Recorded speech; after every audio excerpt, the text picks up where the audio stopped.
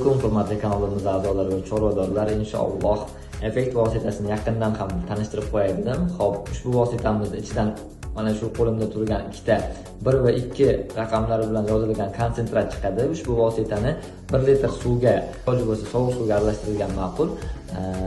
Va ana shu yuza qatlami, parazitlar ko'p uchraydigan yuza qatlamlariga sepiladi va albatta yeydigan, ichadigan narsaga tekkizmaslikka harakat qilamiz okalar. Albatta o'zingizni ehtiyot qilgan holatda sepasiz va shuni ham ta'kidlab o'tishimiz kerakki, orqasida batafsil yozib qo'yganmiz okalar. Qanday qo'llanishligi kerak va ehtiyot choralariga qanday amal qilishligi kerakligi haqida batafsil ma'lumotlarni berib qo'yganmiz.